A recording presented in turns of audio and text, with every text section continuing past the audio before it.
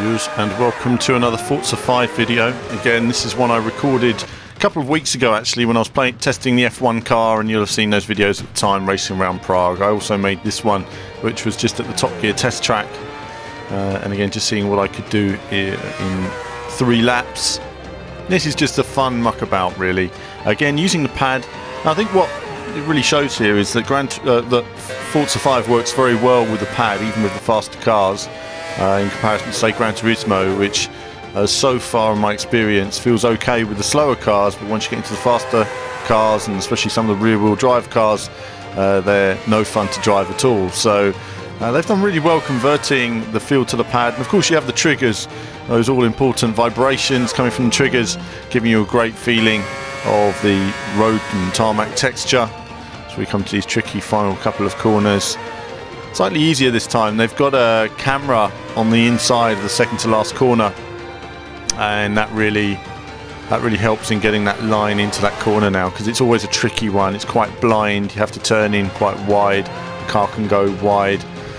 Again, some of these corners you can use a number of different lines. It'll be interesting to see what the faster line is. Conventionally, you keep it tight all the time, but if you go a little bit wider, you can carry a lot more speed on some of the exits as we go down into the hammerhead. And again, this is very tricky for the F1 car. It doesn't handle great at slow speed, and sometimes when you're trying to get on the power differently, I'm trying different things out here every time. Cones are in the way all the time.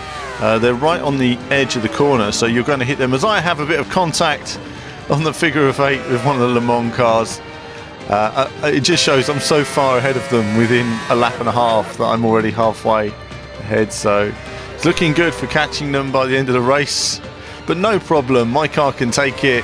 Head-on collision, 180 mile an hour, no problem, as we go around for another lap. And again, keeping it tight this time, trying a different line. Again, this is all just exploring what works and how to get more speed.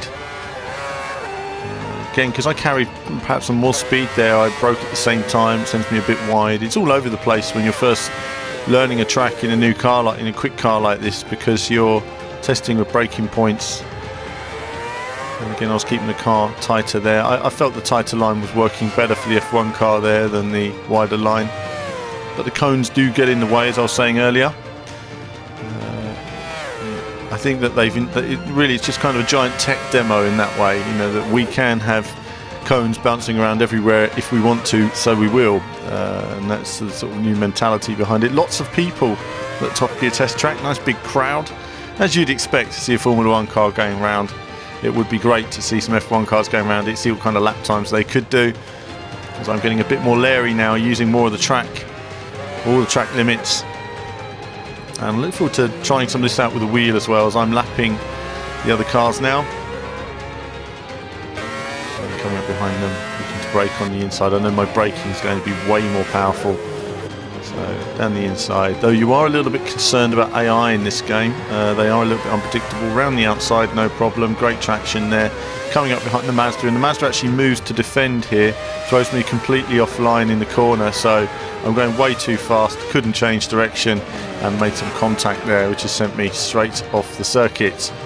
So closing speeds were enormous, it has to be said. Reset the car, back out there again, finishing the lap, and as you can see, we're also lapping the Indy cars as well. So if there's a demonstration of performance, that's certainly it, as I go way wide around this last couple of corners. But that's it for the Forza action on this video, and there'll be more from me very soon.